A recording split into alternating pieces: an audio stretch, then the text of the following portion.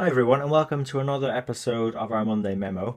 And I want to talk about a general trend or steady trend that's been happening in accounting and finance, where we're seeing more use of the term business partnering or roles appearing called finance business partners.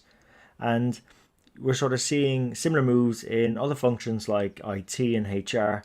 So, what does this mean for the more traditional roles, particularly those in finance around accounting, general controllership, and FP&A? The good news is a lot of these traditional roles are still necessary. The main reasons for the advance towards these business partnering principles is simply a reflection of just a shift in business expectations from us. It's not really always about now explaining variances or what happened last month or last quarter. I mean, that's just the minimum expectation on us now. The core skill set we have around analyzing data or sensing the commercial implications of what it all means reflects that we're being asked to call that the business is calling on us as business partners to provide them with deeper analysis and insights of what the data actually mean.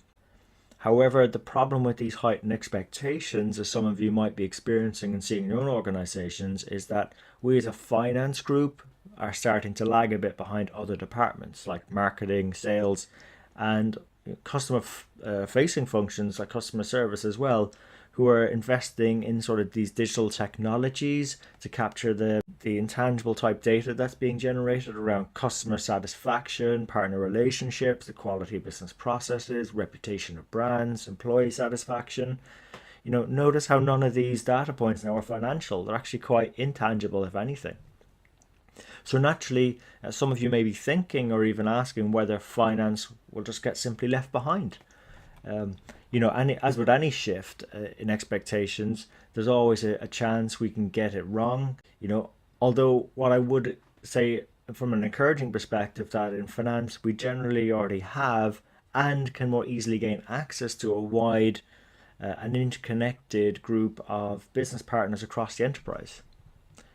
So I believe we still have the potential to still contribute towards our partners' enhanced expectations, as well as our enterprise's success. But of course, this will also mean that we'll have to play a bigger role, and I call that bigger role being insight brokers. And that's got three parts. One, it's the raw information. From our finance position, we broadly understand the business model, the data structures, the data sources.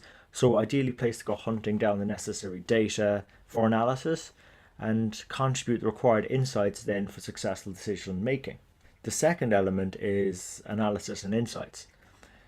So even though we may not have a credible claim to provide all the information needed by our partners, as we go through this digital age, but we do have an enterprise-wide overview and the required skills to go work with diverse internal stakeholders to certify that they're assembling and analysing data in the most suitable ways to ultimately improve performance for everyone in the business.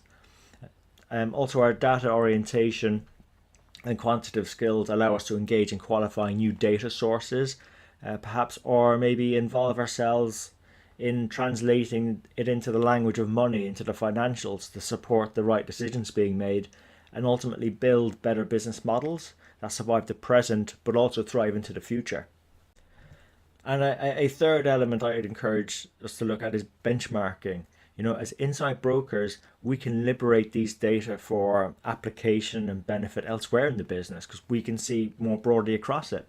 We can identify areas that work well and benchmark these against others that could work more effectively. It's called positive deviance, if you want to check up the term. But it's taking assets or strengths in one area and applying them elsewhere for the benefit of all.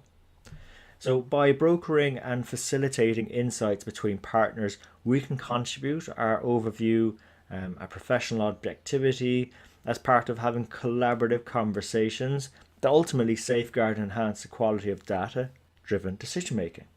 So I do want to leave you with one more thought.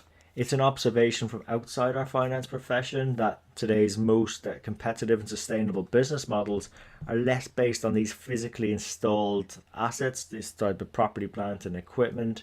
It's nowadays, or more into the future perhaps, going to come from sort of platforms that go deeper into the intangibles, and these platforms are founded upon information, human and organizational type of capital instead.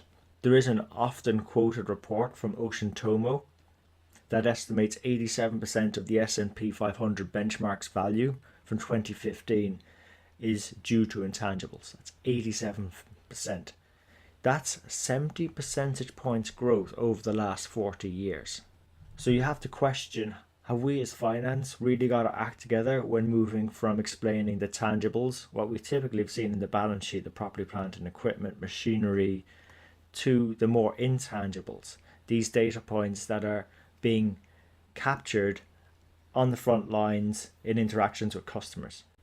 So look, as finance teams, we've already played our role to date in supporting the shift, and to continue playing a relevant role today and into the years ahead, we'll need to play a bigger role as insight brokers so that our organizations and our profession can really ultimately reach our potential. And that's why we bring on guest mentors to the Strength in the Numbers show, is to share where those shifts are going, how we're dealing with those changing expectations, what we're learning, the hard-won lessons we're experiencing, and breaking those down to practical steps so the rest of us can take those necessary forward movements to realize that potential. So look, I hope you enjoyed the show. If you did, please share it with your friends and colleagues. We're on all the major podcasting platforms: iTunes, Stitcher, YouTube.